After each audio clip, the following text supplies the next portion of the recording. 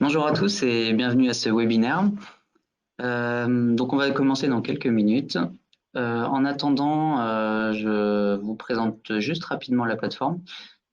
Donc sur le bandeau de droite, vous avez plusieurs éléments, notamment un élément qui se nomme document à télécharger, document à distribuer ou à télécharger. Si vous développez cet élément-là, vous pourrez voir qu'il y a le support de présentation qu'on vous propose aujourd'hui qui est en accès en téléchargement. Donc voilà, vous avez la possibilité de le récupérer via cet espace. Ensuite, au cours de la présentation, on va vous proposer d'échanger. Si vous avez des questions, vous allez pouvoir nous les poser. On va essayer d'y répondre autant que possible. Et pour ça, il y a deux façons de faire. Donc la première, c'est utiliser l'onglet questions que vous pouvez développer sur la droite et poser votre question. Donc la question nous arrive et donc on les capitalise et lorsqu'il y a un temps plutôt à la fin de la présentation, mais si on a un petit peu d'avance, on les prendra.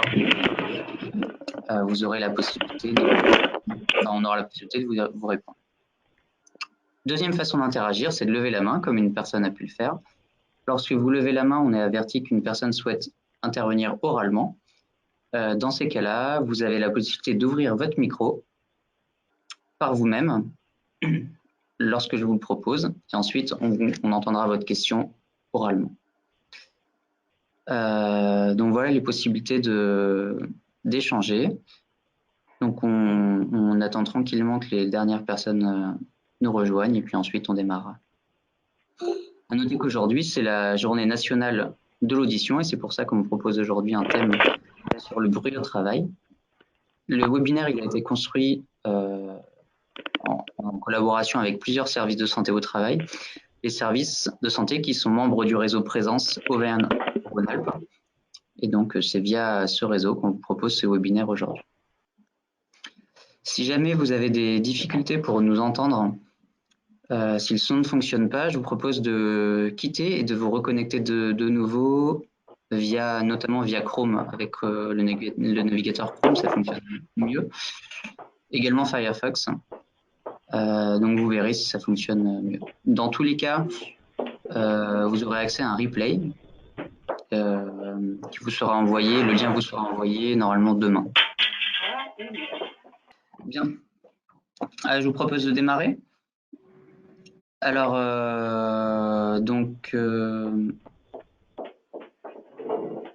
Stéphane, c'est toi qui démarre sur la première partie.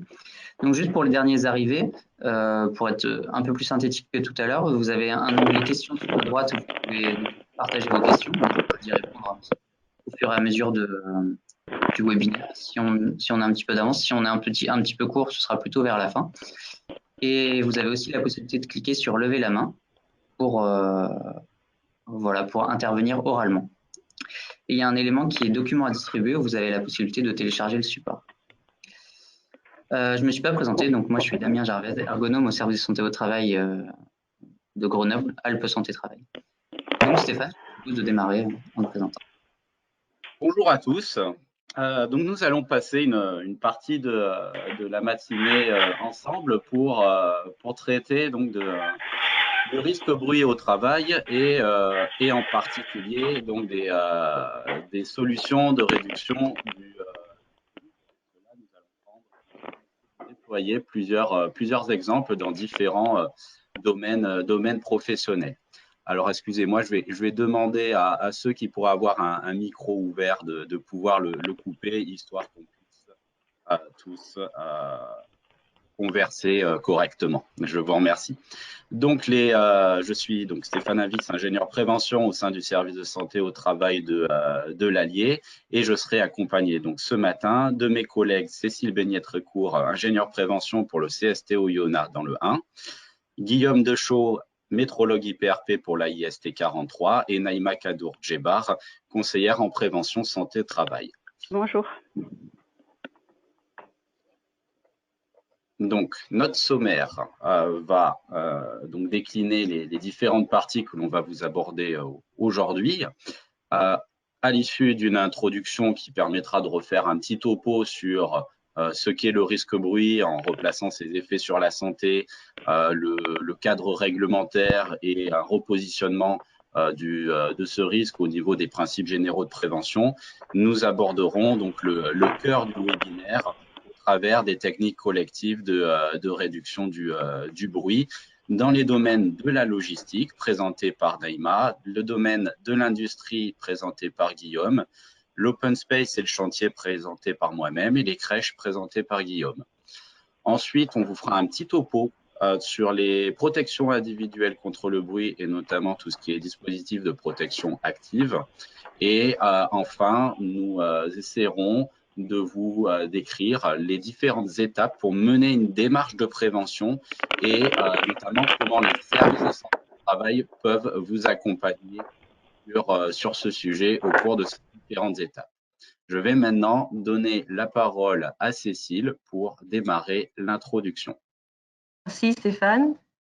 Donc bonjour. Pour le bruit, nous rencontrons tous les jours sur notre lieu de travail. Alors rappelons quelques chiffres sur les conséquences liées au bruit. Puisque selon l'enquête JNA de 2020, au moins un salarié sur deux a déclaré être gêné par le bruit sur son lieu de travail, avec des répercussions sur son comportement, des conséquences sur la qualité de son travail et également de l'apparition de troubles auditifs. Donc, tous les secteurs d'activité sont en général impactés. Donc, cela induit tous les ans un coût social lié au bruit s'élevant à 19 milliards d'euros, avec un coût direct lié aux maladies professionnelles et aux accidents du travail, mais aussi un coût indirect très important lié à la gêne et à la perte de productivité. Donc, définissons ce qu'est le bruit. Donc, le bruit, bien sûr, sous forme de vibrations, d'ondes qui se propagent dans tous les milieux ambiants. Il est défini par deux paramètres que l'on connaît bien, notamment sur l'intensité et le niveau sonore, donc en décibels, puisque l'on connaît l'échelle des décibels, avec un seuil de douleur à 130 décibels. Les fréquences également, donc, qui sont liées justement aux variations de ces ondes, et avec des sons audibles pour l'oreille humaine, comprises entre 20 et 20 000 Hz. Donc, les aigus se retrouvent dans les hautes fréquences et les sons graves dans les basses fréquences. On situe donc les fréquences de la parole entre 60 et 1200 Hz environ. Donc, ces paramètres seront pris justement et seront pris en compte dans l'évaluation et la recherche d'action. L'autre principe à prendre en compte, c'est la propagation du bruit, qui est aussi à connaître pour intégrer dans la démarche de réduction du bruit. Prenons par exemple donc ce moteur qui émet dans une pièce avec un poste de travail. Donc, il y aura des ondes sonores qui vont être propagées de façon aérienne et directement, mais aussi par réflexion, par les murs ou les plafonds. D'autres ondes pourront aussi se propager de façon solidienne, par le sol, par les murs. Donc, après, pour pouvoir agir sur cette réduction de bruit, on pourra faire de différentes façons. Donc, par exemple, avec des traitements anti-vibratiles pour enlever les formes solidiennes, en encombrement à la source d'émission et par des matériaux d'absorption du bruit pour limiter cette propagation du bruit. Donc, tous ces principes seront repris dans les exemples concrets qui vous seront exposés par la suite. Maintenant, expliquons les effets du bruit sur la santé. Donc, déjà avec un effet sur l'audition, puisque donc, les vibrations sonores qui vont arriver dans l'oreille interne vont faire réagir les cellules sensorielles qui tapissent la cochlée, que vous voyez entourée en rouge. Donc, ces cellules vont pouvoir transmettre les signaux nerveux jusqu'au cerveau, via le nerf auditif, pour pouvoir y être analysés. Mais soumis à des niveaux de bruit importants et de longue durée, ces cellules qui sont fragiles vont se détruire petit à petit et ne pourront plus transmettre ces informations jusqu'au cerveau. Donc, c'est le début de la perte auditive qui peut aller jusqu'à la surdité. C'est à ce moment-là qu'on devient sourd et malheureusement, c'est irréversible puisque ces cellules ne se régénéreront pas. Les autres effets sur l'organisme, ce sont plutôt des effets extra-auditifs, puisqu'à la longue, il entraînera une multitude de réponses de l'organisme, comme un état de fatigue, du stress chronique, peut aussi augmenter les risques cardiovasculaires et des troubles digestifs. Également, des difficultés à se concentrer et à communiquer vont entraîner des risques d'accident. Donc, pour réduire tous ces effets sur la santé, la réglementation s'appuie sur plusieurs axes d'action et c'est ce qui va vous être présenté par Guillaume. Bonjour à tous, merci Cécile. Alors, effectivement, maintenant qu'on connaît l'effet du son sur l'organisme, on va s'intéresser à la réglementation parce que c'est des questions qu'on a fréquemment. On nous demande quand est-ce que je dois faire des mesures, est-ce que ce niveau est élevé? Donc, on va voir un petit peu ce que nous dit la réglementation. Alors, on a l'article R4433-2 du Code du travail qui nous dit que finalement, le mesurage n'est pas systématique. On va, dans un premier temps, évaluer et si nécessaire, on réalisera un mesurage. Alors, évaluer, par exemple, je suis dans un bureau, je suis tout seul, il n'y a pas de risque de perte auditive pour moi. Donc, je ne vais pas réaliser un mesurage. En revanche, si j'étais dans un atelier et que je devais déjà hausser la voix pour me faire entendre de mes collègues de travail, on est probablement sur un niveau délicat, donc on va réaliser une mesure pour avoir une valeur factuelle. Quand est-ce qu'on réalise ces mesures maintenant? On les réalise soit quand on a fait des travaux dans l'entreprise qui ont potentiellement augmenté le niveau sonore dans celle-ci, soit à minima, s'il n'y a pas eu de changement particulier, tous les 5 ans. Voilà pour le premier article. Le second concerne les niveaux d'exposition, les seuils et en fonction quelles exigences on va avoir. Donc, le Code du travail nous donne 3 seuils. Le premier seuil qui a 80 dBA ou 135 dBc. Alors, en fait, on prendra le plus défavorable des deux. Les dBA, c'est l'exposition moyenne sur la journée qu'on peut avoir. Et les dBc, c'est une exposition ponctuelle. C'est des bruits en crête, comme par exemple un coup de pistolet, un coup de marteau sur une tôle, voilà. Et on verra, il y a 3 niveaux. À chaque niveau, il y a toujours le seuil en dBA et le seuil en dBc. Bon, dans tous les cas, quel que soit le niveau, on applique toujours des principes de prévention. On évalue notre risque, à travers le document unique notamment. On traite toujours à la source, c'est-à-dire qu'on privilégie toujours les protections collectives aux protections individuelles. On implique les salariés pour avoir une démarche de prévention dans l'entreprise. Et on veille aussi à avoir des zones de repos. Ça permet à l'oreille de faire des pauses auditives dans la journée et de soulager notre oreille. Premier seuil, on va parler en dBA. On est à 80 dBA. À ce moment-là, l'employeur devra mettre à disposition de ses salariés les protecteurs individuels contre le bruit. Il informera et formera ses salariés à ce risque et au port notamment des protecteurs. Et le service de santé au travail proposera des audios pour évaluer une éventuelle perte d'audition. Second seuil, on arrive à 85 dBA. Là, on va devoir mettre en place un plan d'action visant à diminuer cette exposition des salariés. On signalera les zones bruyantes avec le panneau rond bleu que vous connaissez avec le petit bonhomme et son casque. Et cette fois, par contre, si on n'arrive pas à réduire le bruit, le port effectif des protecteurs devra être assuré par l'employeur. Enfin, dernier seuil, il est à prendre différemment puisque ce seuil prend en compte l'atténuation des protecteurs individuels contre le bruit. C'est-à-dire que si on a un protecteur qui enlève 30 décibels, il faudra enlever les 30 décibels et ensuite on pourra comparer à ce seuil de 87 dBA. À ce moment-là, on ne pourra pas laisser un salarié travailler dans une ambiance sonore aussi élevée et on devra prendre des actions immédiates pour diminuer cette exposition. Maintenant que vous connaissez les niveaux, je vous propose juste un petit outil qui est simple, qui est fourni par l'INRS et qui permet de passer d'une exposition ponctuelle à une exposition journalière.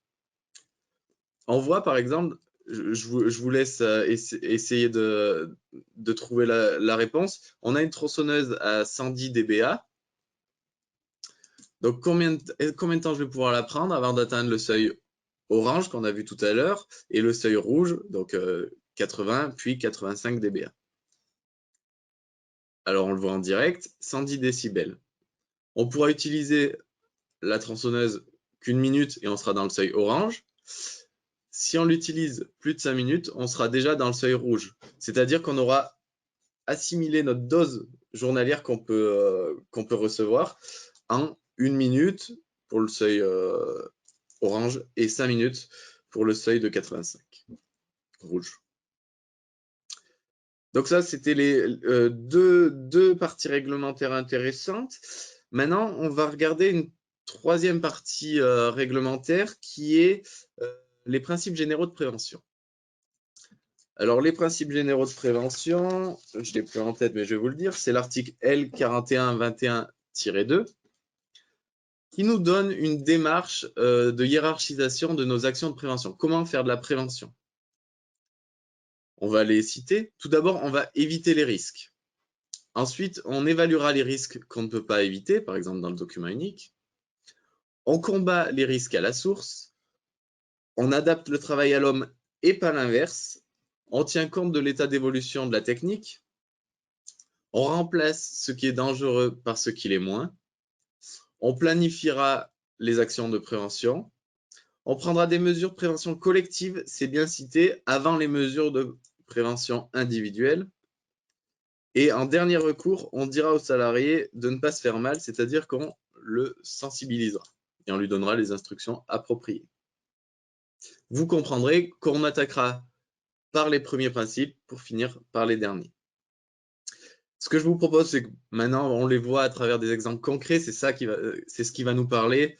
Et je vais donner la parole à Neima avec l'exemple de la logistique. Bonjour à tous. Donc,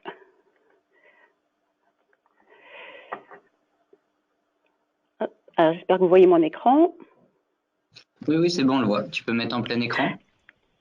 Et puis, juste, peut-être tu peux Oui. essayer de mettre le haut-parleur sur, comme tu accèdes via le Ça marche pas. Ça marche pas. Ok, ça marche. Eh bien, très bien. On t'écoute de toute façon, on t'entend bien. Donc, moi, je vais vous présenter donc, une société de logistique donc, qui réceptionne des colis, donc de toute marchandise hors frais, donc qui les trie et les redistribue.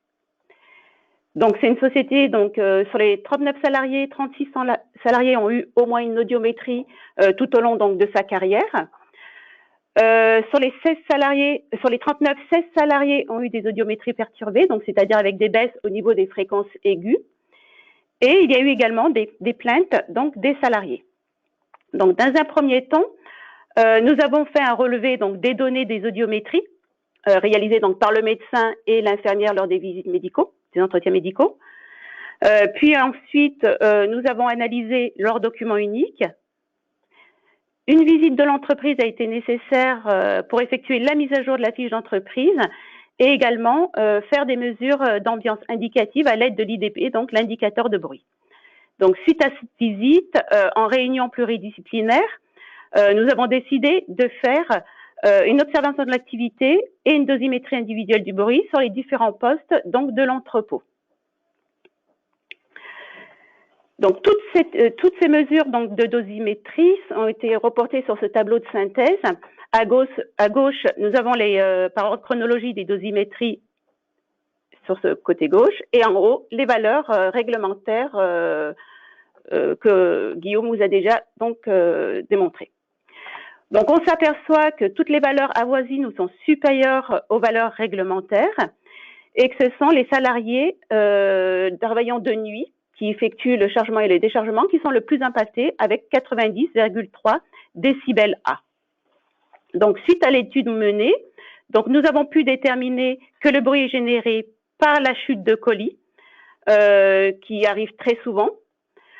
Lorsque les salariés installent la plaque de charge entre le véhicule et le quai, les chocs du transpalette sur la plaque de charge, mais également par la mise en place de palettes par poussée, les jets de colis sur le tapis du convoyeur pour aller très vite, donc les salariés jettent les colis sur le convoyeur de tri, les jets de palettes au sol, mais aussi par les moteurs du convoyeur, les klaxons, les bips sonores de radar de recul, etc. Donc, plusieurs préconisations collectives peuvent être proposées donc, à l'employeur, telles que de l'absorbant pour encoffrer les moteurs du convoyeur de tri, avec de la laine de roche, de la mousse mélanine, etc. Installer des roues acoustiques sur les transpalettes, mettre un revêtement au niveau du stockage des palettes pour éviter la propagation des zones solidiennes à chaque fois qu'une palette est jetée au sol, installer des quais niveleurs pour les véhicules légers, donc pour supprimer le bruit lors de l'installation de la plaque de charge, également installer des kits de conversion hydraulique pour les quais niveleurs mécaniques, ce qui éviterait d'avoir un dénivelé entre la remorque et le quai, et ainsi ne plus avoir ce bruit impulsionnel à chaque passage des engins mécanisés. Mais également agir sur la gestion des flux avec le marquage de la circulation, l'installation de miroirs paraboliques, ce qui éviterait les klaxons et également les collisions. Mais aussi former et informer les salariés de la manipulation donc des engins mécanisés. On peut agir également au niveau des murs en installant de la laine de roche revêtue d'une paroi perforée en acier ou du placopâtre perforé, mais également au niveau des plafonds avec des dalles acoustiques. Et je vais vous passer la parole à Guillaume qui va vous présenter donc l'industrie.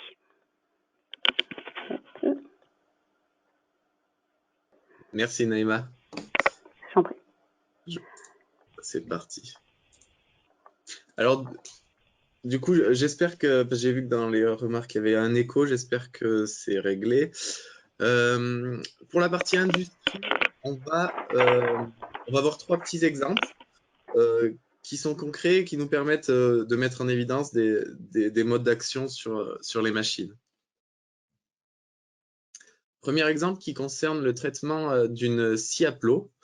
On est dans une entreprise qui fabrique des palettes et pour vous redonner le contexte, l'employeur nous demande « Bonjour, est-ce que vous pourriez me présenter les EPI et me dire qu'est-ce qu'il faut pour mes salariés ?»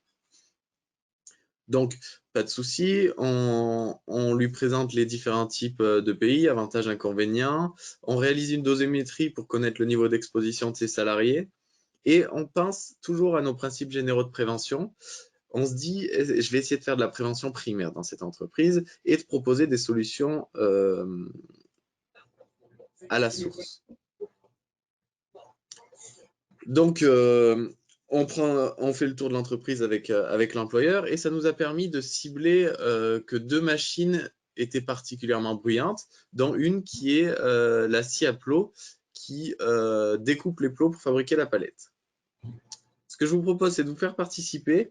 Vous pouvez mettre dans la partie questions vos réponses. Je vais vous diffuser une vidéo. Elle va très probablement être un petit peu saccadée, mais l'objectif, ça va être de trouver les sources sonores présentes sur cette machine.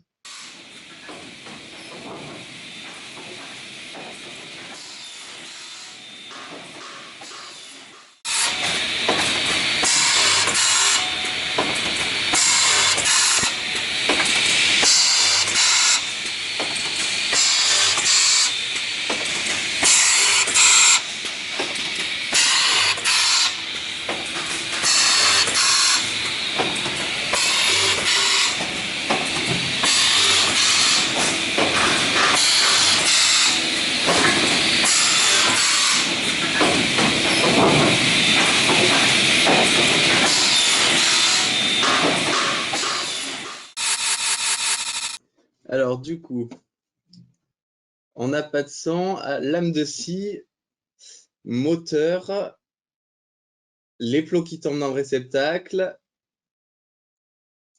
la coupe, la découpe, les retombées, un sifflement et un bruit tapant. J'ai la scie, le pneumatique, l'aspiration, la machine elle-même, le moteur, l'air comprimé. Et ben voilà, vous avez fait mon boulot, hein, je crois. On va regarder. Alors, effectivement, on a le bruit principal, c'est le vérin. Le vérin qui fait monter et descendre la lame au moment de la coupe. Pourquoi? Tout simplement parce qu'au niveau de l'admission et l'échappement d'air, on n'a pas de silencieux. Et l'air est expiré de façon directe. Alors, petite astuce, dans vos entreprises, peut-être c'est le cas, quelquefois, quand il y a une fuite d'air, on peut le visualiser comme ça, on peut l'entendre certes, mais on peut le visualiser parce que la poussière va venir se coller de façon conique ici, à l'endroit où l'air est expulsé. Ensuite, on a aussi effectivement l'aspiration des copeaux qui fait du bruit, notamment parce que cette aspiration est probablement mal placée, mal positionnée et qu'elle est détériorée. Donc il y a une fuite à ce niveau-là. On a la rotation du disque dans l'air qui génère une vibration. On a la coupe du matériau, donc les dents du disque qui vont claquer contre le bois pour le découper.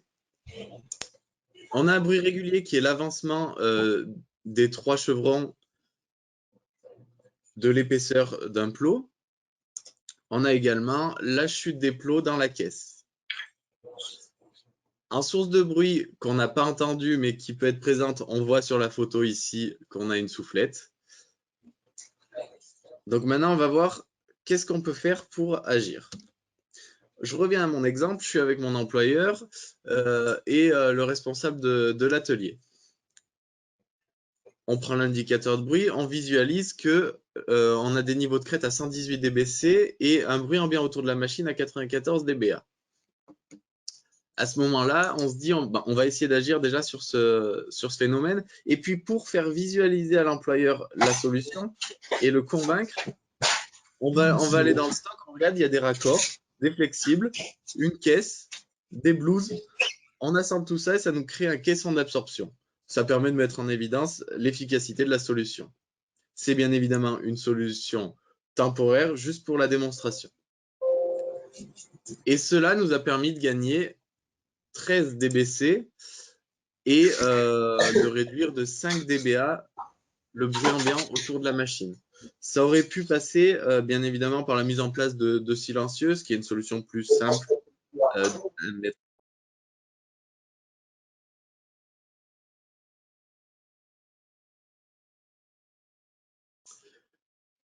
Oui, il y a une coupure. Je vais Oui, j'ai coupé juste, il y avait un bruit de fond, du coup. Mais c'est bon, pardon. D'accord. Je te laisse poursuivre.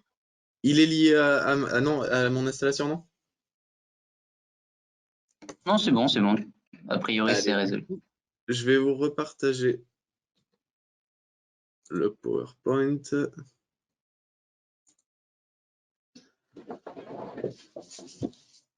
Alors, sur cette scie, on a fait le choix d'agir sur les sources principales pour ensuite, quand celles-ci seront traitées, pouvoir identifier plus précisément les sources secondaires. Donc, on a agi sur la mise en place de silencieux ou d'un caisson d'absorption ventilé. On a retravaillé aussi l'aspiration des copeaux. On l'a retravaillé parce qu'on a un gain qui est multiple. On a moins de risque de chute. Pour la maintenance, il sera moins dégradé par des chocs potentiels. En soignant les angles de circulation, on a moins de perte de charge, donc l'efficacité de la ventilation, de l'aspiration sera accrue. Et du coup, on aura moins de bourrage et moins d'intervention à faire sur la machine. C'est pas parce qu'on travaille sur l'acoustique qu'on ne peut pas avoir un esprit global et travailler sur plusieurs aspects. Alors, on aurait pu supprimer la soufflette puisque on va privilégier toujours l'aspiration, puisque les poussières de bois, je ne sais pas si vous le savez, mais sont CMR, cancérigènes, mutagènes, reprotoxiques. Et en plus, on gagnera sur le bruit. On peut mettre en place des disques anti-vibratoires. On peut mettre une mousse absorbante dans le caisson. Voilà, il y a plusieurs solutions potentielles pour traiter ce type de machine. Je vous propose maintenant qu'on passe à un second exemple. Ici, l'entreprise nous sollicite afin de positionner son compresseur. En fait, elle a acheté le compresseur, il est sur la palette, à filmer, et on réfléchit ensemble avec l'employeur sur les possibilités qui nous sont offertes. Première chose, on se dit peut-être qu'on va l'encoffrer. Ici, on le voit d'ailleurs, on avait commencé sur la modélisation, on avait mis des petits tunnels d'absorption pour que ça ventile, mais en même temps que le son puisse pas s'échapper. Mais on se dit quand même, ça peut surchauffer, le compresseur est toujours là, c'est quand même embêtant. Donc, on essaie de réfléchir un peu plus global et on se rend compte que derrière l'atelier, on a une zone qui potentiellement peut accueillir le compresseur et où les salariés ne sont pas en continu comme dans cette partie. Donc, la solution, on va mettre le compresseur dans cette zone. C'est celle qui a été choisie. Elle a deux avantages. Premier avantage, c'est que il est sorti de la zone de travail et en même temps, il est à l'abri des intempéries. Deuxième avantage, vous le voyez sur cette photo, on est dans un quartier qui est résidentiel.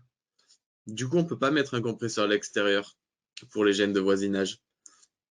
Donc, le fait de le mettre dans cette zone permet de traiter également cette problématique. Et on a appliqué un des premiers principes généraux de prévention. On a évité le risque à la source. On l'a sorti de l'atelier. Dernier exemple pour la partie industrie. Ici, on est dans une entreprise de chaudronnerie. Intervention conjointe avec la CARSAT. On travaille sur l'ergonomie, toxicologie, éclairage et acoustique. Je vous propose de faire un focus sur la cisaille et sur le traitement acoustique de la cisaille. Ici, les tôles sont découpées et chutent d'environ 1 mètre au niveau du sol sous la machine. Le niveau sonore est important et de plus, il est réverbéré dans toute la partie atelier. Ce qu'on propose, c'est de faire un test. Donc, on a mis un plan incliné pour visualiser l'effet de cette solution. On se rend compte que le fait de mettre un plan incliné, ce qui fait que la tôle va glisser au lieu de chuter, nous permet de gagner 10 décibels. Donc, c'est une solution qui est retenue. On l'a travaillé un petit peu, on la modélise un peu plus. On voit, on fait notre plan incliné. On peut le faire pour l'optimiser en tôle sandwich, c'est-à-dire qu'il y a un élastomère au milieu qui permet de réduire les bruits d'impact résiduels du fait de la petite chute maintenant de la tôle. On installe un back receveur, ce qui fait que les salariés, donc, en plus d'avoir un niveau sonore qui est réduit,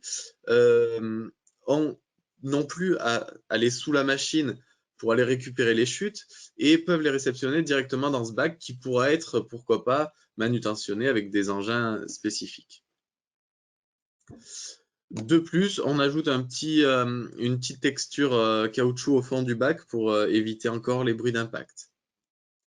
Enfin, pour optimiser totalement notre solution, on va déplacer le stockage des chutes qui sera juste derrière ici et mettre en place un panneau, une tôle sandwich, comme a pu dire Neima, une tôle perforée avec un absorbant derrière qui permettra de retenir le son et d'éviter sa diffusion dans l'atelier. Je vais passer la parole à Stéphane qui va vous exposer une autre ambiance, les open space. Alors, donc maintenant, nous allons nous projeter dans les open space. Donc, pourquoi les open space? Puisque il y a une différence avec les autres environnements sonores qu'on a pu vous évoquer jusqu'ici, dans le sens où normalement dans les open space, il n'y a pas véritablement de risque dit d'atteinte de l'audition. En revanche, on peut être perturbé par un environnement dit bruyant qui peut induire une certaine gêne sonore, une gêne à la concentration et faire qu'à la fin de la journée, on va notamment être particulièrement fatigué. D'où le fait de s'intéresser à cette thématique du bruit dans les open space. Et pour cela, nous allons prendre donc un exemple. L'exemple, par exemple, d'un hall d'accueil avec une activité également de billetterie, donc où 8 personnes travaillent, vont être amenées à recevoir des groupes. Et le service de santé au travail a été sollicité dans le cadre d'un projet d'aménagement de cette zone pour essayer de concevoir, de reconcevoir cet environnement afin notamment d'y intégrer la particularité de la question de l'acoustique. Avant cet aménagement, un niveau d'exposition quotidienne au bruit, donc ramené sur 8 heures, la moyenne, on va dire, a été évalué à 75 décibels A. Donc on est juste en dessous des 80 décibels A, qui est la première valeur seuil réglementaire que Guillaume nous a présentée. Donc on est sur un environnement sonore qui constitue une véritable entrave à la concentration et peut également influer aussi finalement sur la performance des salariés. Les sources de bruit qui ont été caractérisées sont principalement la voix, les gens qui parlent, et c'est ce que le diagramme sur votre droite avec un découpage du son qui a été mesuré par fréquence nous permet de voir, puisqu'on voit que ce découpage nous donne les niveaux de sonores les plus élevés dans les fréquences dites intermédiaires. C'est ce qu'on appelle, nous, la zone conversationnelle, c'est-à-dire la zone de la voix humaine. Donc, la source de bruit majeure, ce sont nous-mêmes quand on parle. Donc, dans ce contexte, comment avons-nous travaillé? Donc, d'abord, il a fallu essayer d'identifier les facteurs entre guillemets aggravants et sources de bruit dans cet environnement. Donc, les sources de bruit, on l'a déjà dit, c'est la voix humaine via les appels téléphoniques, via les conversations intelligibles entre collègues, par exemple, et non intelligibles via le brouhaha d'un groupe qui serait réceptionné. Les facteurs entre guillemets aggravants, puisque ne sont pas une source de bruit en tant que telle, mais vont favoriser sa diffusion, c'est les surfaces vitrées, les circulations sur un carrelage, des parois non traitées sur le plan phonique, qui sont autant d'éléments qui vont venir accentuer un éventuel phénomène de réverbération. Pour essayer de travailler sur cet environnement afin de le rendre plus performant sur le plan de l'acoustique, différentes stratégies ont été déclinées à travers notamment l'installation de panneaux absorbants. Alors, absorbant et pas isolant, c'est une différence qui est importante, puisque la source de bruit se trouve dans le même local dans lequel on travaille, donc on va essayer de l'absorber. Si la source de bruit était dans un local différent, alors la stratégie pourrait consister à isoler. Donc, l'installation de panneaux absorbants au niveau notamment des murs, des présentoirs, des claustras acoustiques au niveau de la banque d'accueil, des petites cloisonnettes entre les postes avec une hauteur minimale. Donc ça, c'est normé pour accéder à une certaine efficacité, pour améliorer notamment la notion d'intelligibilité, donc des cloisonnettes d'au moins 140 cm de haut, et un travail sur le sol en employant donc des matériaux dits de classe A, puisque les matériaux dits acoustiques vont être classés par des lettres, le A correspondant à la performance d'absorption la plus élevée.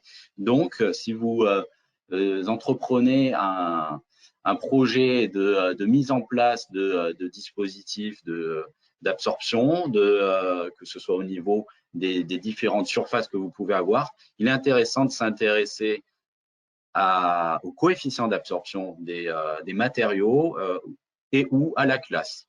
Et si vous ne vous y retrouvez pas dans la fiche technique, ne pas hésiter à nous solliciter pour qu'on puisse vous aiguiller sur ces questions-là.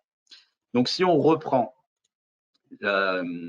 alors, tout d'abord, si vous voulez essayer d'apprécier l'environnement, le ressenti, la perception de votre environnement de travail en open space, il existe un questionnaire, le questionnaire Gabo, qui a été développé donc par l'INSA et par l'INRS, qui vous permet de faire cette évaluation en interne, donc qui va aborder différentes notions telles que la fréquence des appels téléphoniques, la fréquence des conversations intelligibles, le ressenti quant à la qualité de notre environnement sonore. Voilà, il y a une vingtaine, trentaine de questions via cet outil qui est le questionnaire Gabo, qui peut être intéressant de déployer dans le cadre d'une évaluation préliminaire de la perception de votre environnement de travail sur le thème du bruit en open space.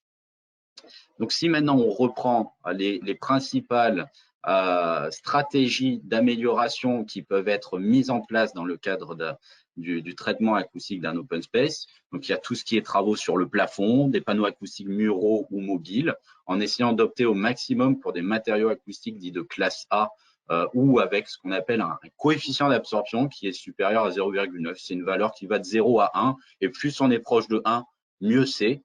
Et qui va avoir des niveaux de performance qui diffèrent selon la fréquence, avec généralement des performances qui sont meilleures dans les fréquences intermédiaires et aiguës. Limiter la gêne liée aux circulations, par exemple du traitement au niveau du revêtement de sol, comme on a pu le voir dans l'exemple précédent. La réduction de l'intelligibilité entre les postes via, par exemple, des petites cloisonnettes séparatives. Éviter de placer les bureaux près de zones d'échange ou de détente, des bureaux juste à côté de la machine à café, ce n'est pas forcément le plus pertinent afin d'optimiser la concentration et donc la performance dans un travail en open space. Le fait d'avoir des espaces de concentration, des salles de réunion qui sont bien isolées, donc des salles de réunion qui seraient au milieu d'un plus grand espace et qui auraient pour seule séparation des vitrages, ce n'est pas forcément ce qu'il y a de plus optimal en termes d'isolation. La surface disponible par occupant, on va considérer qu'en dessous de 10 mètres carrés par occupant dans une salle, on va avoir une entrave vis-à-vis de l'environnement sonore des salariés qui travaillent dans cet espace. On va essayer d'isoler les équipes qui ont une vocation, de par la nature de leur fonction, à produire un niveau sonore élevé. C'est un principe qu'on décline par exemple dans une menuiserie, quand on va essayer de séparer des activités de montage et d'usinage, le montage n'étant pas générateur de bruit. Pourquoi le polluer lui-même par le bruit, tout en essayant bien sûr de maintenir tout ce qui est flux de circulation. L'implantation des imprimantes, ça peut être tout bête, mais c'est stratégiquement très intéressant, à la fois pour lutter contre la sédentarité au travail, hein, c'est bien de se déplacer, mais à la fois parce que cela peut constituer une véritable source de bruit. Des claviers minces silencieux, on a parfois la gêne qui nous est remontée du bruit des claviers par des personnes qui sont particulièrement sensibles. Donc, il existe des claviers dits minces silencieux. On peut également utiliser un indicateur visuel de disponibilité pour avertir ses collègues ne pas déranger, en gros. Et enfin, il y a également tout ce qui est stratégie de casque. Donc, ça peut être un casque tout simple dans lequel on ne met pas de son, pour tout simplement constituer une sorte de bulle, de cocon.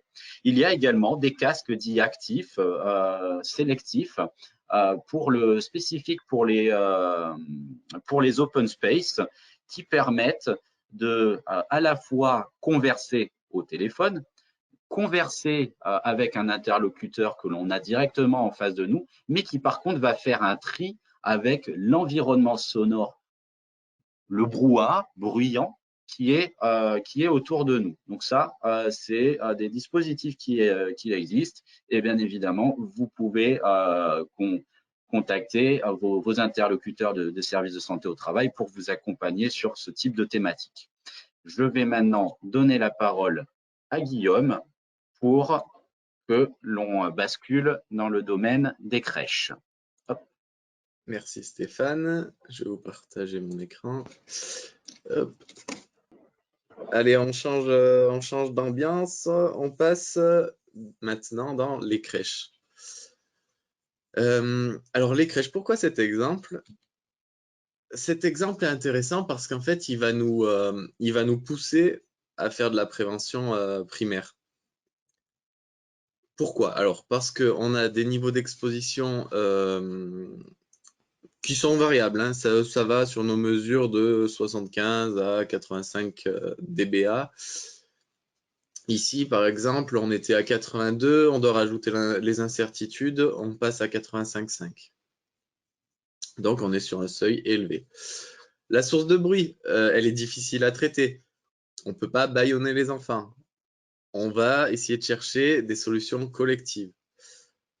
Après, on peut se dire, bah, ok, je suis au-dessus, donc je vais mettre des bouchons d'oreille à mes salariés. Ici, ça va être plus un problème de légitimité et d'éthique. Pourquoi on mettrait des bouchons dans l'oreille des salariés et pas dans celle des enfants? Donc, on va voir comment on peut agir dans cet environnement. Comme dans chaque situation, il va falloir qu'on établisse un diagnostic. Il va falloir qu'on recherche les leviers qu'on pourra actionner pour diminuer le niveau sonore. Donc, la dosimétrie, éventuellement, peut nous permettre d'avoir un niveau d'exposition. Comme ça, on saura sur quel seuil on est et quelles exigences on a à respecter. Alors, les dosimétries vont nous permettre aussi de connaître les moments d'exposition. Et ça, c'est intéressant. Vous voyez sur le schéma, en haut à droite, les couleurs n'ont pas d'intérêt, hein. Regardez uniquement les textes. On voit que les moments de repas et de goûter, parce qu'en fait, il y a la préparation, le goûter et le nettoyage, sont particulièrement bruyants. Donc, ça va nous dire deux choses. Ça va nous donner le moment et le lieu. Le moment, c'est lors des repas. Et le lieu, c'est dans le réfectoire qu'on a ici. On va aussi chercher les sources de bruit. Donc maintenant, je suis dans mon réfectoire, par exemple. Qu'est-ce que c'est? Est-ce que c'est les enfants qui font du bruit? Est-ce que c'est les couverts sur les tables? Est-ce que c'est un lave-vaisselle? On va prendre avec notre petit indicateur de bruit, avec l'oreille, avec l'expérience des salariés, on pose des questions. On va essayer de cibler. Et enfin, on va s'intéresser aussi à la diffusion du son. Est-ce qu'on est dans un local réverbérant? Dans ce cas-là, on pourra peut-être agir sur ce facteur. Ou est-ce qu'on est dans un local qui est déjà très performant au niveau acoustique? Et à ce moment-là, on va essayer d'agir sur autre chose. Alors, on va voir quelques pistes d'amélioration. En fonction du diagnostic, différents modes d'action vont être possibles. Par chance ou pas, dans cet exemple, le local était relativement réverbérant. On avait un temps de réverbération d'1,2 secondes. Du coup, on a essayé d'agir sur ce facteur. En mettant un plafond suspendu en dalle acoustique, on arrive à diminuer par 3 notre temps de réverbération. On passe à 0,4 secondes, ce qui est très performant. Et en plus, potentiellement, on va diminuer de 6 dBA notre niveau sonore ambiant à situation identique. Donc voilà le premier levier qu'on a pu actionner. Si ça n'avait pas été le cas, peut-être qu'à ce moment-là, il aurait fallu jouer sur l'isolation acoustique. Peut-être qu'il aurait fallu mettre des cloisons, des cloisonnettes. Voilà, chaque cas est différent et a des solutions adaptées. Il ne faut pas d'ailleurs confondre ces deux choses. On a l'acoustique de la pièce, ça c'est une chose, et l'isolation acoustique, c'est d'une zone à l'autre. revenons à notre exemple. On avait dit, il y a les couverts qui font du bruit sur le mobilier. Donc, qu'est-ce qu'on va faire? On peut proposer ici de mettre en place des plateaux conçus pour absorber les bruits d'impact. Ici, par exemple, c'est un plateau soft-top qui permet de réduire de 26 décibels les bruits d'impact. C'est comme une raquette de ping-pong, c'est un peu la même texture qu'une raquette de ping-pong, en un petit peu plus résistant. Enfin, on peut aussi jouer sur l'organisation et essayer de réduire le nombre d'enfants présents en simultané. Voilà, j'ai mis 3 petits points parce que chaque cas a ses solutions. Je vais passer la parole à Stéphane qui va aborder la thématique du chantier. Merci Guillaume. Et donc pour le dernier environnement que l'on va aborder avant de nous lancer dans les PICB avec Cécile, eh bien pour le coup on va aller dehors. On va aller sur les chantiers. Puisque eux aussi sont un secteur d'activité particulièrement concerné par le risque bruit et avec des sources de bruit très bien particulières. Donc pour cela, nous allons prendre l'exemple d'un tout petit chantier en bordure de petites routes départementales dans lequel on a effectué donc des mesurages dosimétriques sur la journée de travail en équipant un chef de chantier, un conducteur de tractopelle, un chauffeur de camion et un manœuvre qui donc est amené à utiliser un certain nombre d'équipements de travail, en particulier la plaque vibrante. Voilà, donc un petit chantier.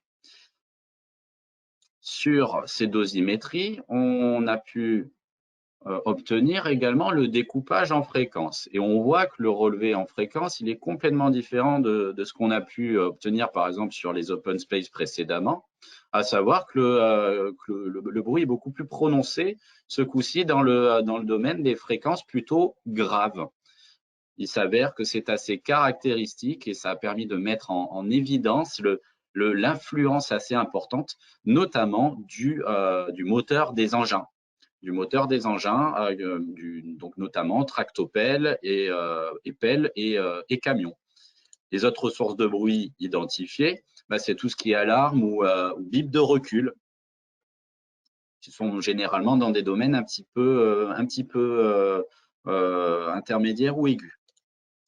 Les équipements de travail, donc l'emploi d'une plaque vibrante, d'un burineur, les circulations de véhicules au voisinage du chantier, qui, outre le risque routier que cela peut engendrer, il y a également le bruit de ces véhicules. Tout ce qui est déversement de cailloux lors de l'approvisionnement en matériaux. Ou encore le fait de travailler la cabine ouverte pour converser avec les équipes que l'on va avoir au sol. Le petit relevé que vous avez en bas à droite de la diapositive a été découpé donc avec une configuration fenêtre ouverte, fenêtre fermée. Alors on ne va pas s'intéresser au tracé qui est vert, on va plus s'intéresser au tracé qui est bleu. À première vue, ça semble être la même chose, mais en fait, il y a quand même entre la configuration fenêtre ouverte, fenêtre fermée, il y a 4-5 décibels d'écart. Et 4-5 décibels d'écart, ça n'est pas négligeable. Donc, par rapport à cet environnement chantier, avant la protection individuelle, il y a différentes stratégies qui peuvent être envisagées, qui ne seront pas forcément valables pour tous les chantiers, mais qui peuvent être déployées selon les chantiers. Donc, on a également la coactivité sur certains chantiers, donc ce qui n'était pas le cas sur celui pour lequel on prend l'exemple, mais la coactivité fait également partie des sources de pollution sonore. Donc, on va notamment, si on s'intéresse aux équipements, essayer de privilégier les outils électriques aux outils à moteur thermique ou pneumatique qui sont généralement plus bruyants.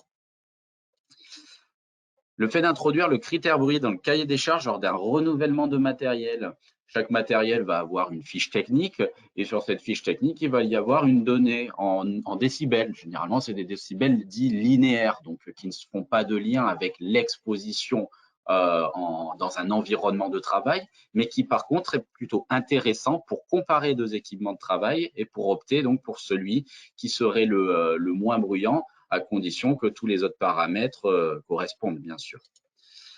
La maintenance préventive, par exemple sur de l'entretien de certaines lames, des changements de disques, c'est particulièrement important puisque ça peut notamment introduire des phénomènes de sifflement. Le fait de préférer les engins avec des cabines insonorisées et climatisées et peut-être en couplant cela à des systèmes de talkie pour éviter que les conducteurs ne soient pollués par le propre bruit du moteur de leur engin. Des bâches acoustiques peuvent être installées sur certains chantiers. Alors, ça va avoir un intérêt en termes de bruit environnemental. Ça va également aussi potentiellement avoir un intérêt pour séparer vis-à-vis de certains postes un peu plus bruyants que d'autres. On va essayer de favoriser le béton auto-nivelant par rapport au béton vibré. On peut poser on va essayer de favoriser aussi le fait d'opter pour des bordures prédécoupées. Il y aura toujours de la découpe de bordures, mais au maximum, on aura de bordures prédécoupées sur des chantiers où il va notamment consister à en poser. Au maximum, on va limiter l'emploi de certains matériels bruyants, tels qu'une disqueuse, par exemple, qui va avoir un bruit strident, aigu et particulièrement élevé. Le fait d'employer des lames de scie dites silencieuses, je ne rentre pas sur cet exemple, Guillaume l'a très bien décliné avec l'exemple de la scie à plot. Les bips de recul standards peuvent être remplacés par le système du cri du lynx. Ça va plus avoir une influence sur le ressenti, moins sur l'intensité, mais c'est un dispositif qui se déploie de plus en plus au niveau des bips de recul. On va également essayer de limiter le temps d'exposition au bruit. C'est un principe général lorsqu'on essaie d'agir sur le risque bruit. Sur les chantiers, c'est particulièrement important dans le sens où c'est souvent le dernier arrivé ou le plus jeune qui va utiliser le matériel le plus bruyant ou qui des fois fait aussi le plus de manutention. Bon, plus on répartit l'utilisation des sources de bruit, plus on va limiter le temps d'exposition au bruit de chacun des opérateurs, si je puis dire. Et enfin, on a tout ce qui est dispositif de protection individuelle contre le bruit adapté, avec la sensibilisation du personnel associé. Et là, je vais donner la parole à Cécile qui va vous en parler de manière beaucoup plus détaillée. Donc là, lorsque maintenant tous les moyens de protection collective ont été envisagés qui ne sont pas suffisants pour réduire l'exposition sonore. Vous voyez mon écran. Donc on va pouvoir recourir à des protections individuelles. Bon, beaucoup de modèles existent, bien sûr, sont proposés et également de nouvelles technologies sont développées. C'est pourquoi le choix du bon protecteur est important. Donc là, nous avons déjà les bouchons que l'on connaît bien, puisque donc les bouchons, il y aura donc des bouchons à mouler, pour préformer, également des bouchons moulés personnalisés qui seront avec prise d'empreinte. Donc, certains offrent des performances acoustiques plus intéressantes, comme l'atténuation progressive. Plus le bruit va monter, plus il sera atténué, par exemple.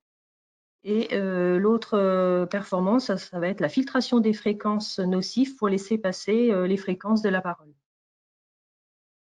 Les autres protecteurs sont plutôt sous forme de coque, qu'on appelle souvent les casques anti-bruit, qui permettent justement une isolation efficace en englobant complètement le pavillon de l'oreille. Donc, ces équipements seront parfois préférés puisqu'ils sont non intrusifs. Ils permettent également d'ajouter à des bouchons portés pour compléter la protection dans des environnements très bruyants. L'autre mode est le mode actif, maintenant qui a été développé, qui vient de l'aéronautique et de la Formule 1.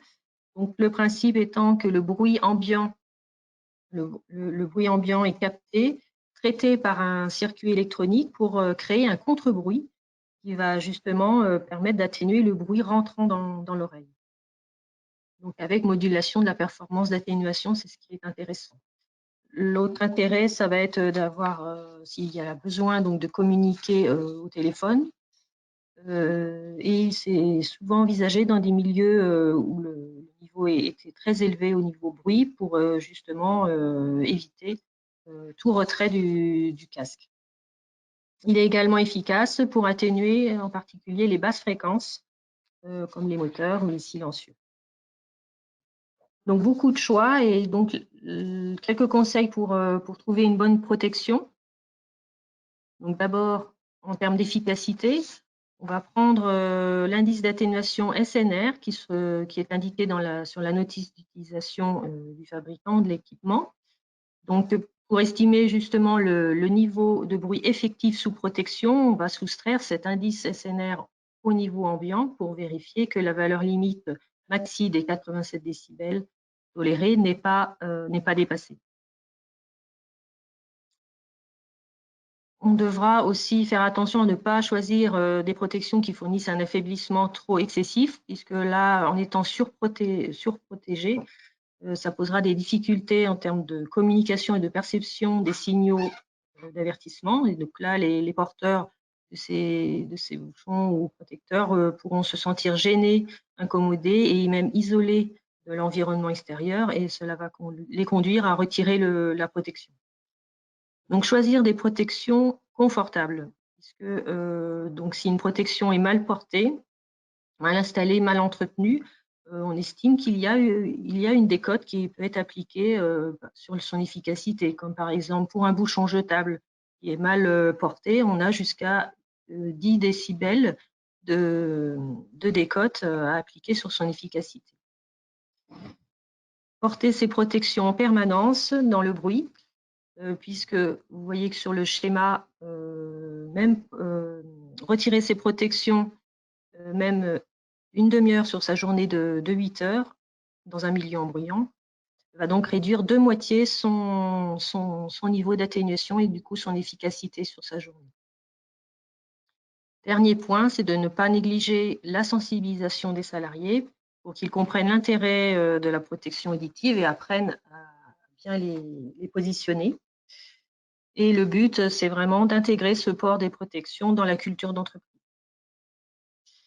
Donc, après avoir vu les solutions techniques collectives et les différentes stratégies de port de pays, nous passons à la dernière partie qui permet de vous rappeler toute la démarche de prévention du risque bruit. Et donc, je vais passer la parole à Naïma.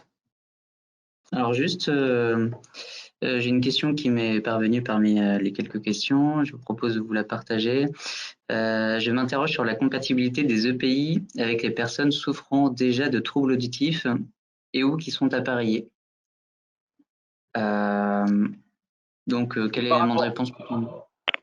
Alors, donc, je crois que c'est Stéphane qui pourra répondre. Oui.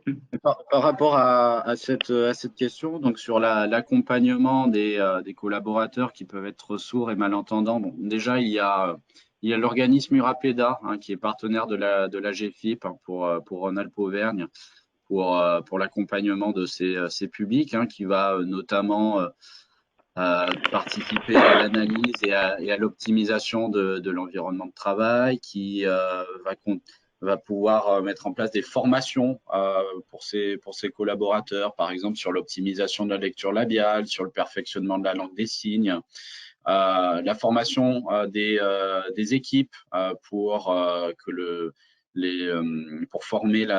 faciliter la communication avec des personnes sourdes et malentendantes.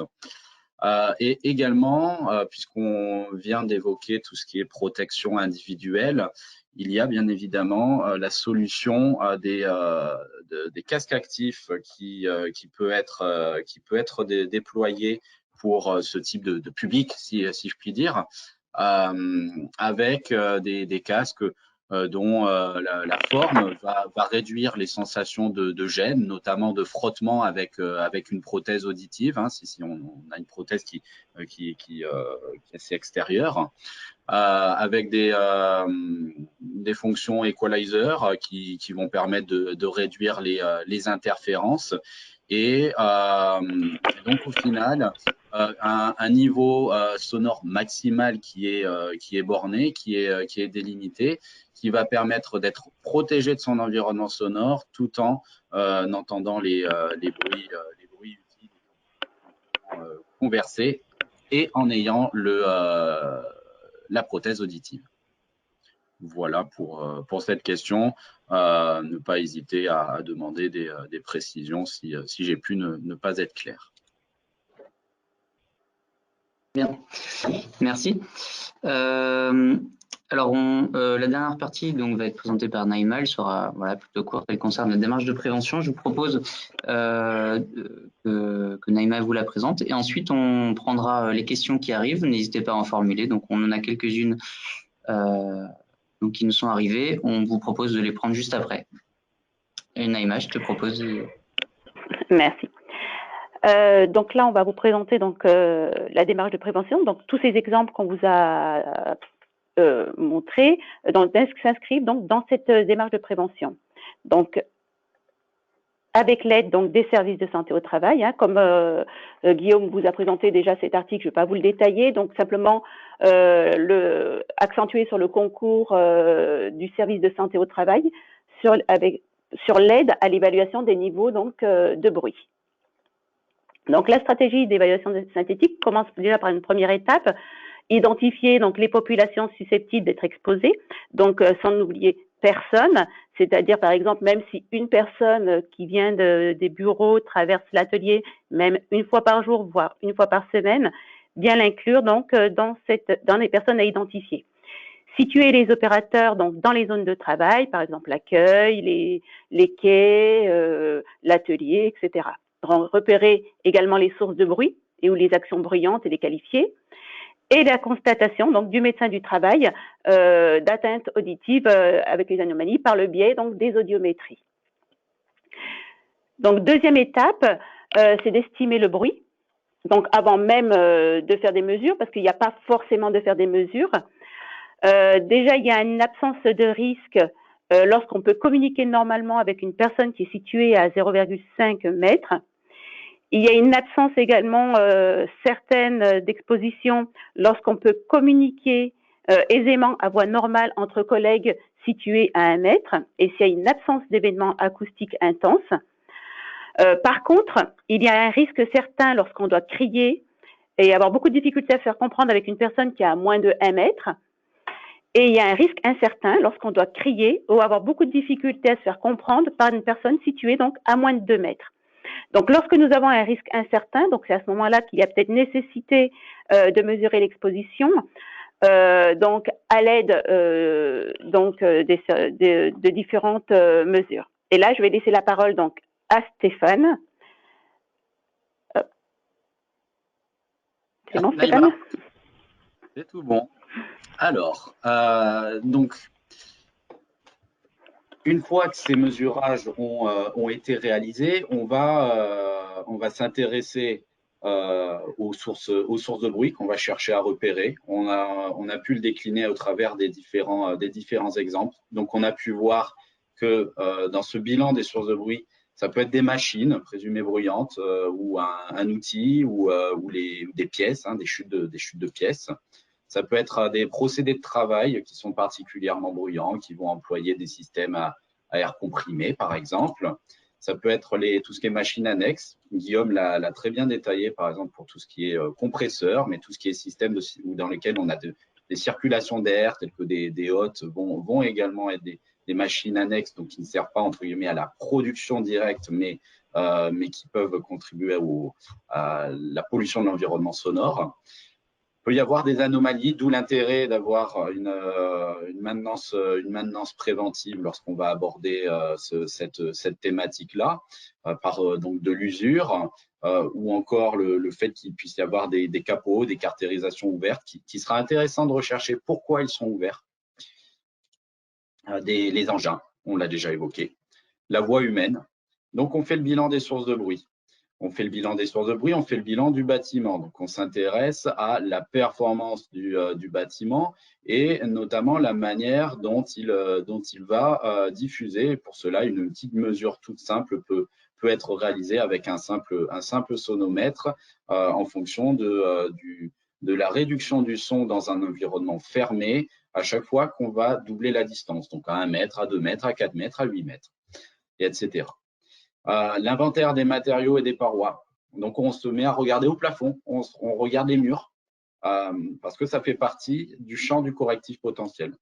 Et on fait un inventaire des contraintes, puisque quand on va essayer d'entreprendre une démarche de réduction du bruit et qu'on essaye d'aller vers des protections dites collectives, notamment sur du traitement de plafond, par exemple, des éléments tels que des circulations de ponts roulants ou l'accès à une certaine quantité de lumière via des puits de lumière sont également des éléments à intégrer pour éviter qu'on corrige un bruit et qu'on vienne dégrader à notre risque.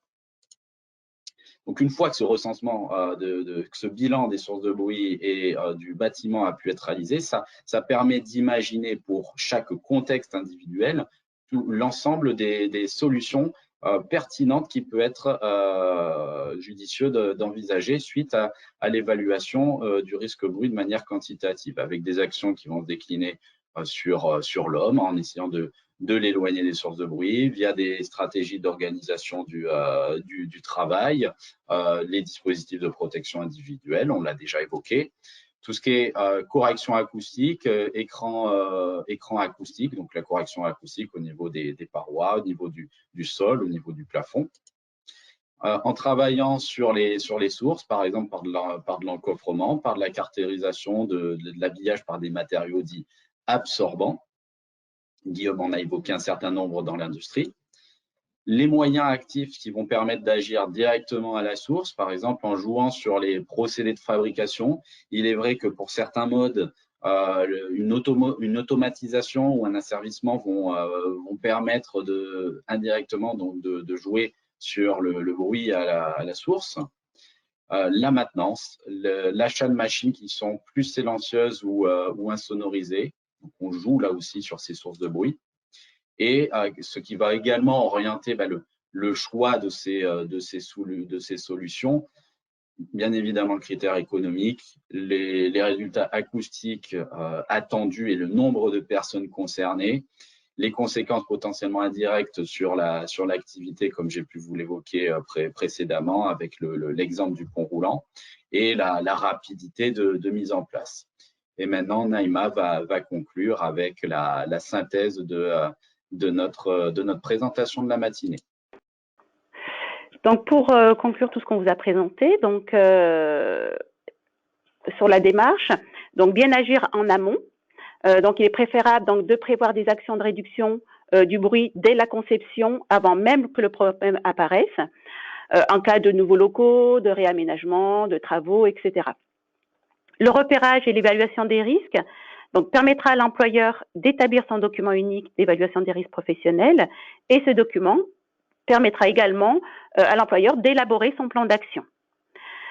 Dans le domaine acoustique, donc l'évaluation des risques doit commencer par une estimation du niveau sonore, puis éventuellement passer par un mesurage.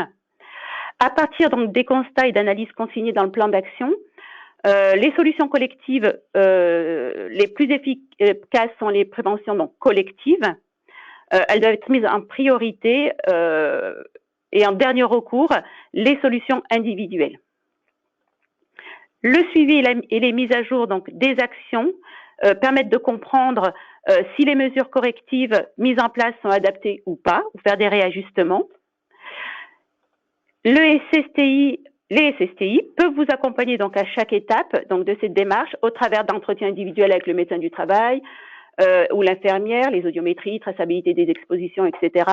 et d'intervention de l'équipe pluridisciplinaire, donc avec l'accompagnement d'évaluation au risque du risque bruit, sensibilisation des employeurs et des salariés. Cette démarche peut s'inscrire dans pour tous les risques relevés dans votre document unique et pas simplement pour le bruit. Donc, nous vous remercions pour votre attention. Merci Naïma. Alors, je vous propose de commencer par quelques questions. Alors, très simple, Stéphane, une personne demandait de redonner le nom de l'organisme avec qui travaille l'AGFIP au sujet de la question des… c'est l'URAPEDA. C'est l'URAPEDA, URAPEDA, donc qui est partenaire de l'AGFIP pour le Rhône-Alpes. Voilà. Et qui peut être intéressant de solliciter pour les différentes actions qu'on a pu vous évoquer, et qui permet de faire un travail très complémentaire avec les activités des services de santé au travail, des actions qui sont parfois un peu plus portées sur l'individuel, couplées à des actions sur le collectif, sur des mesures collectives avec l'accompagnement des services de santé au travail. Ça peut permettre d'entreprendre une stratégie de prévention assez complète. Très bien. Autre question. Où peut-on avoir des prêts de matériel pour réaliser des essais, surtout pour les PICB? Est-ce que l'un d'entre vous a un élément de réponse pour cette question? En principe, se diriger vers le fournisseur, j'imagine. Oui, l'objectif, il est d'essayer de reboucler auprès des différents fournisseurs de protection individuelle contre le bruit. Généralement, si en plus il y a un certain nombre de personnes qui sont susceptibles d'être à terme équipées, ça va un petit peu dans leur sens de pouvoir mettre à disposition, alors pas forcément du prêt, hein, on est sur des protections moulées, si je puis dire, hein, mais sur du casque actif, par exemple, et encore plus lorsqu'on est sur une problématique individuelle, sur l'accompagnement d'un collaborateur sourd et malentendant, c'est quelque chose que même ils doivent proposer, puisque tout casque actif ne convient pas à toute personne sourde et malentendante. Il y a des fois une phase de test qui est indispensable, tout simplement. Très bien, merci Stéphane. Existe-t-il des bouchons moulés sans filtre pour qu'ils soient décontaminables? Alors, il y a des bouchons qui peuvent être moulés sans y introduire un filtre. Pour le coup, on a une performance d'atténuation qui est plutôt importante, et qui est entre ce qui est affiché théoriquement et le réel très, très proche, puisque c'est souvent l'écart que l'on peut avoir entre une protection qu'on va qualifier de prémoulée, hein, les bouchons qu'on va venir écraser, qu'on va introduire dans le conduit auditif, mais pour lesquels, si on n'a pas, entre guillemets, adopté la bonne technique de moulage et d'introduction, on va avoir un fort écart entre l'atténuation théorique et l'atténuation réelle. Là, sur les protections moulées, on a cet avantage-là d'avoir un delta qui est beaucoup plus faible. Donc, on aura une forte atténuation, hein, qui peut globalement avoisiner en moyenne, sans filtre, la trentaine de décibels. Mais la question est est-ce que je ne suis pas, entre guillemets, sur de la surprotection qui risque de me couper de mon environnement sonore et de m'empêcher de pouvoir converser avec mes équipes, avec mes collègues. C'est toujours quelque chose qu'il est important d'étudier.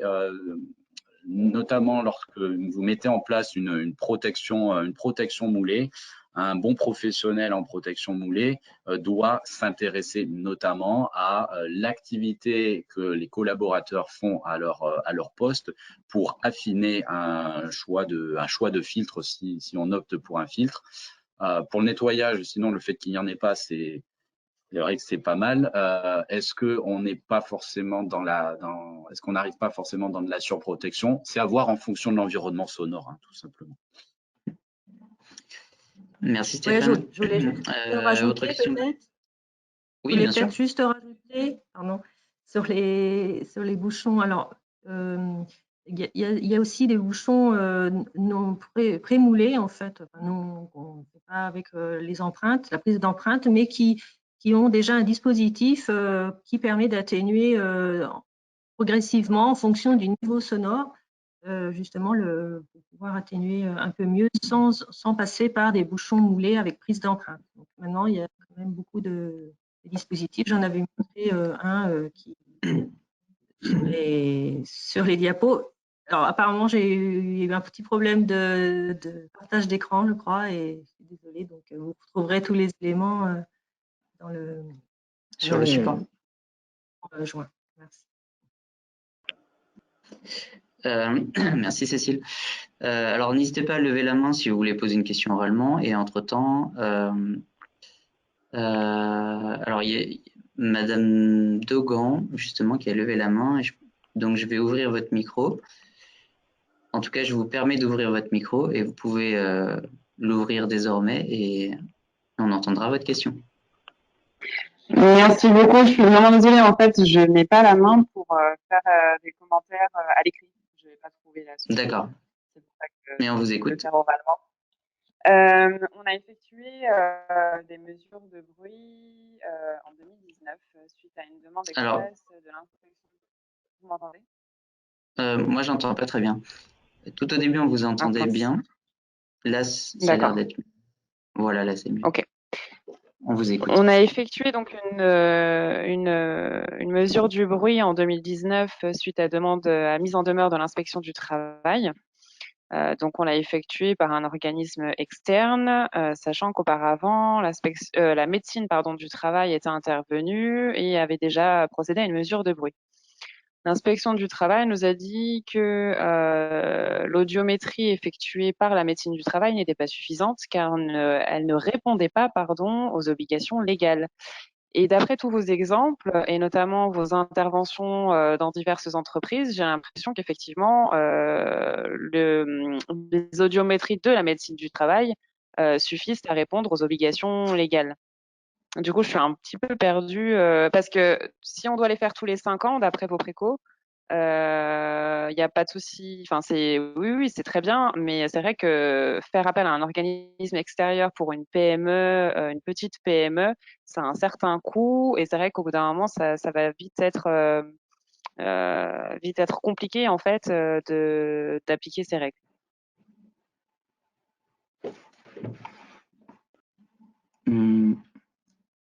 Quelqu'un a un élément de réponse? Du coup, effectivement, dans la réglementation, c'est indiqué, le cas échéant, faire appel au service de santé au travail pour réaliser les mesures. Mmh. Donc, le problème, c'est qu'en fait, nous, on ne pourra pas tout le temps faire les mesures pour les entreprises. Comme vous le dites, ça serait trop lourd de le faire tous les 5 ans pour tous nos adhérents. Techniquement, c'est pas possible. Il faudrait une armée. Donc, on travaille conjointement avec les organismes extérieurs. Je pouvais poser une question. Je ne sais pas quelle information supplémentaire vous apportez. Alors, juste pour une petite précision, je ne sais pas si on m'entend. Si, vas-y, Naïma. Oui, parfaitement. Une petite précision, donc nous, c'est des mesures indicatives qu'on donne, c'est pas des mesures réglementaires, donc on ne peut pas s'en servir au niveau réglementation. On n'est pas accrédité pour faire des mesures réglementaires. Oui, voilà, c'est ce que je voulais ajouter. D'accord, très bien. Est-ce que je peux poser une question? Vous m'entendez? Bien sûr. Oui. En fait, par rapport à ce que dit la personne, pourquoi il n'y a pas l'intervention de la CARSAT puisque la CARSAT, c'est aussi son rôle par rapport à la santé au travail, de pouvoir, de pouvoir intervenir et de mesurer. Et c'est, on va dire que c'est gratuit en plus. Parce que nous, on travaille sur un open space, donc c'est pour ça que j'ai voulu assister à cette réunion et on a fait intervenir la CARSAT justement pour voir si tout était aux normes au niveau du bruit, au niveau de l'espace partagé et ils nous ont fait un compte rendu sur justement les manquements ou au contraire les améliorations. Après, nous, il s'agit d'un atelier avec une cartographie du bruit un peu particulière. Donc, est-ce que du coup, en fonction de la technicité, je ne sais pas. Alors, mais oui, la CARSAT, c'est une très bonne idée, ouais, effectivement. La CARSAT, c'est un des meilleurs moyens. Nous, en tant que, moi, en tant que membre élu du CSE, on a le droit, vous savez, dans le comité social et économique, de demander en fait à la médecine du travail et à la CARSAT d'intervenir plusieurs fois dans l'année. Donc, c'est ce qu'on a fait cette fois-ci. On a demandé en fait à visiter les locaux. On est 75 à peu près salariés hein, dans l'entreprise. Un peu plus, mais au moins sur Ebin, on est 75 et ils sont intervenus. Et en effet, on a pu avoir un retour de la CARSAT pour nous dire si au niveau des nuisances sonores, il y avait des choses à faire ou si au contraire, il y avait eu des améliorations. Et c'est grâce à eux qu'on a pu faire le point sur ce qu'on a mis en place au niveau des locaux. C'est pour ça que je me permettais d'intervenir en fait hein, par rapport à la CARSAT. Oui, merci, c'est gentil. Sur une mise en demeure, vous devez passer par un organisme accrédité. Oui, comme oui, ça, bien sûr, parce que là, il y a eu la mise en demeure, mais j'allais dire que là, la CARSAT, elle intervient dans le sens de la prévention, en fait. Nous, on ne l'a pas fait suite à une mise en demeure, on l'a fait pour faire du préventif au niveau des nuisances sonores et sur un espace partagé.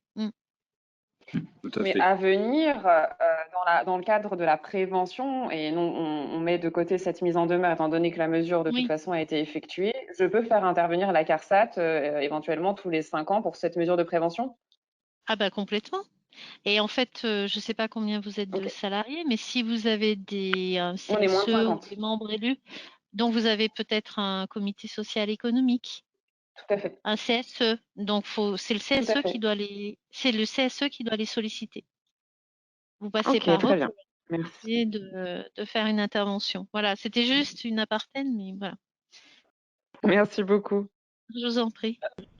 L'accompagnement des services de santé au travail, notamment sur une métrologie par rapport au risque bruit, va s'inscrire dans le cadre de l'appréciation de ce risque pour vous aider, vous, en tant qu'entreprise, pour aider également les équipes médicales à pouvoir adapter donc leur suivi et leur connaissance des risques au sein de votre structure.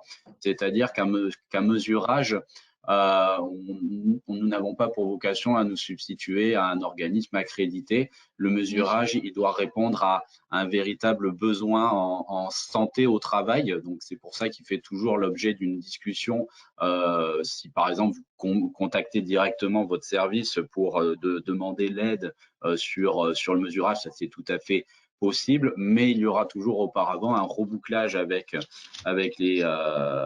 l'équipe pluridisciplinaire qui suit votre structure pour apprécier excusez-moi, vous m'entendez? Oui, très bien. Ouais, pour apprécier la. Non, ça coupe. Moi, j'ai des coupures, j'ai pas compris. Oui. Pour apprécier la pertinence en fait de la caractérisation de ce risque. Il est vrai que, et moi ça m'est déjà arrivé dans une entreprise il y a peu, j'ai eu une entreprise qui m'a contacté, qui m'a dit: vous êtes venu il y a 5 ans, est-ce que vous pouvez refaire les mesurages? Moi, la première chose que j'ai fait, c'est que j'ai consulté le rapport qu'on avait établi il y a 5 ans. L'entreprise, sur les différentes préconisations qu'on avait déployées, n'avait pour ainsi dire rien fait, et l'environnement sonore en termes de temps d'exposition, en termes de sources de bruit étaient restés les mêmes. Donc là, on leur a dit, écoutez, agissez d'abord au niveau des préconisations qu'on vous a formulées, parce que là, c'est faire un mesurage pour faire un mesurage. Ce n'est pas la vocation du service de santé au travail. Oui, oui, oui. Mais comme l'employeur se doit d'avoir un regard sur la santé physique et mentale du salarié et que tout ce qui concerne le bruit, etc., ça joue beaucoup hein, dans les contraintes, c'est une possibilité. Mais je suis bien d'accord, ça fait pas Tout à fait. partie. Bien. Oui, je rejoins Stéphane sur les mesures. Nous, les mesures ont vocation à faire de la prévention en entreprise. Mhm. Et je comprends mieux du coup la situation de la mise en demeure. Elle n'a pas de valeur réglementaire à proprement dit dans ce cas de figure.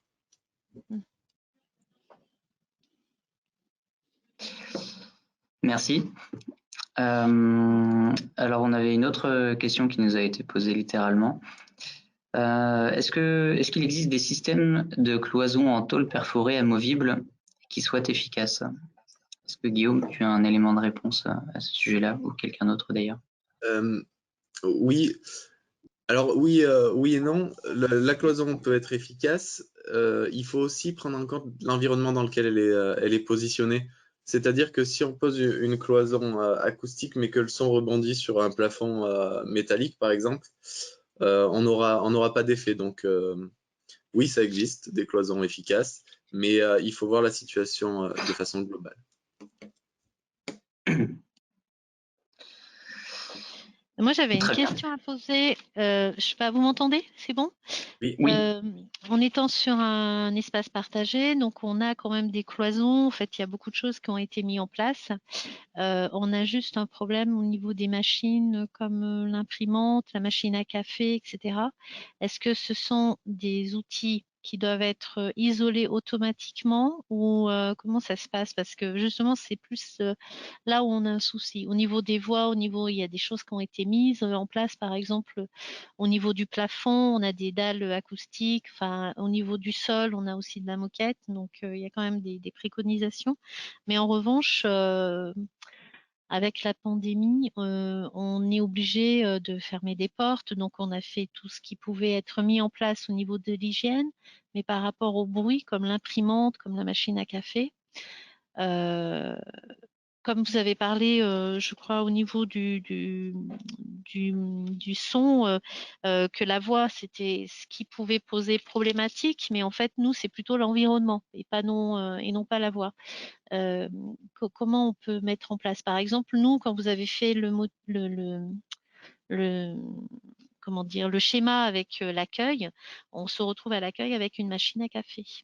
Donc, qui dit une machine à café dit rassemblement et automatiquement beaucoup de voix, Est-ce que la machine à café, comme ça fait quand même du bruit, on ne se rend pas compte, et comme une imprimante, est-ce que c'est un lieu qu'on peut isoler ou pas? Comment ça se passe?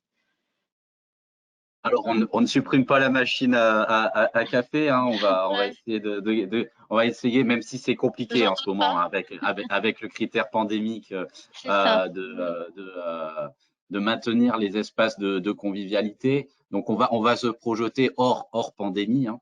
D'accord. On va se projeter hors pandémie.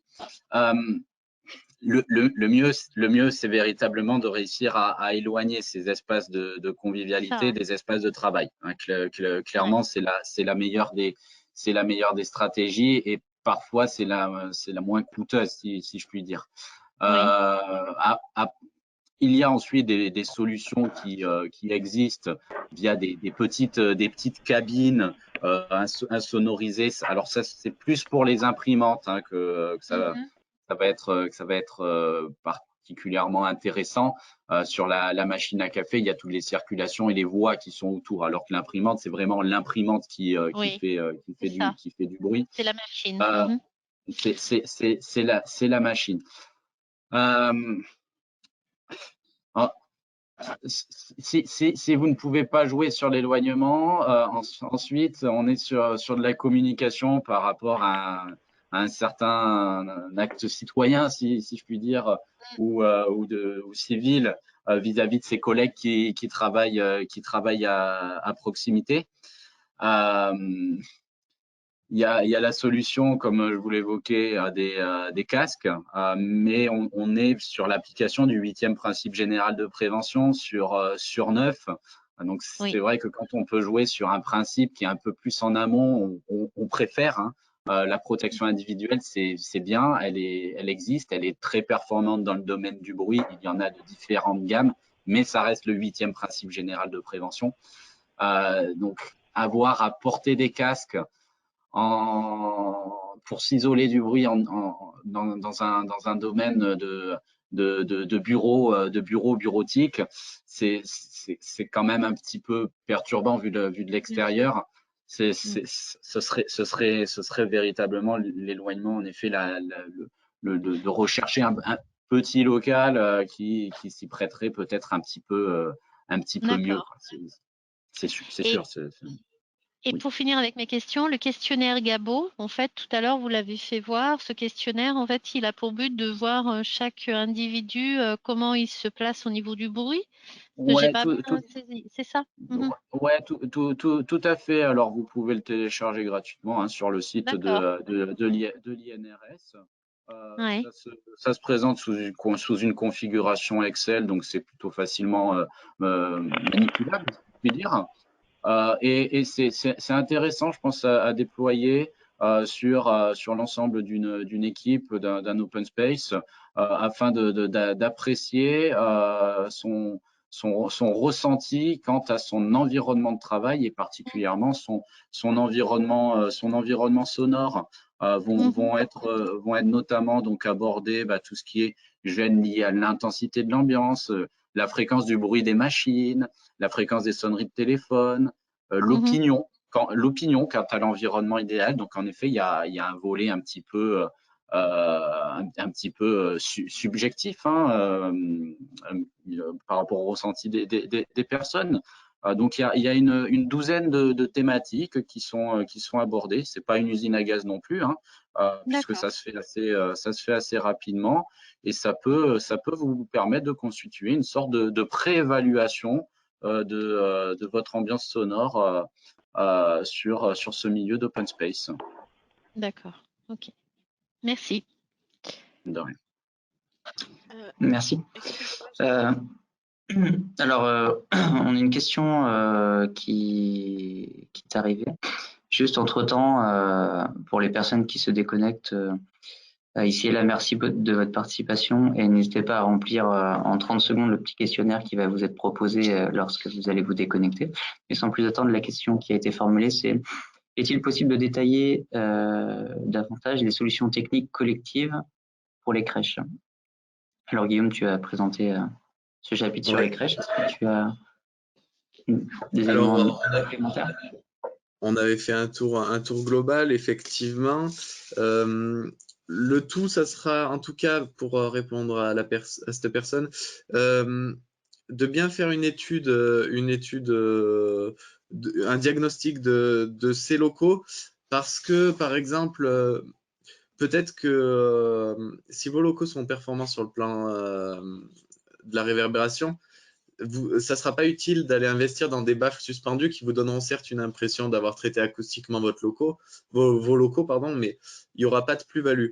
Donc, je ne vais pas pouvoir vous donner la solution qui correspondra à votre activité. En revanche, n'hésitez pas à vous tourner vers votre service de santé au travail et à échanger avec celui-ci pour trouver les solutions adaptées à votre situation de travail. Bonjour. Si vous voulez préciser la question à l'oral, vous pouvez. Il n'y a pas de souci, on peut échanger. Mais... Je ne sais pas si vous m'entendez. Oui. Bonjour. Bonjour. Excusez-moi. Je savais pas si j'ai tapé ma question, mais je ne sais pas si vous l'avez eu. Moi, j'ai une petite question un peu pratique. On a un transpalette, un opus, je ne sais pas si vous voyez ce que c'est, voilà, qui tracte donc pour réduire le risque de cohabitation entre piétons et chariots et élévateurs. On avait mis en place un système. Donc, il est... Vous m'entendez pas? Oui, pardon, oui, je vous entends. J'ai fait une mauvaise manip. Ouais. Pas de souci. Donc, il tracte plusieurs petites cabines pour le flux. J'ai vu tout à l'heure que vous aviez mis des roues anti-bruit qui résorbent le bruit sur des transpalettes manuelles. Je voulais savoir si la même solution existait pour ces opus.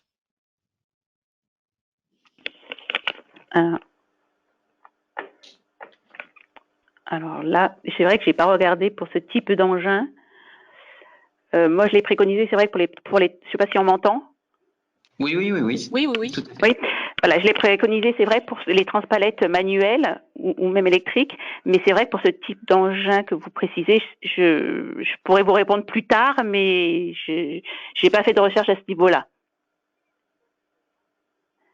Après, vous pouvez vous rapprocher mais je peux éventuellement vous répondre juste, plus tard. Je pourrais faire des recherches moi. Pour trouver ce type de solution, je suppose que vous êtes rapproché du fabricant. J'ai fait plusieurs fournisseurs, j'ai regardé un peu sur l'INRS, un peu tous les sites auxquels on va habituellement. Voilà, j'ai fait plusieurs fournisseurs pour voir s'ils le proposaient. D'accord. Bon, écoutez, vous embêtez pas, je vais faire le même travail de recherche. Donc, si à la limite, si vous avez... Je n'entends plus. La réponse, vous pouvez la partager à tous les participants, mais du coup, je vais faire la recherche aussi de mon côté. Très bien. Merci beaucoup.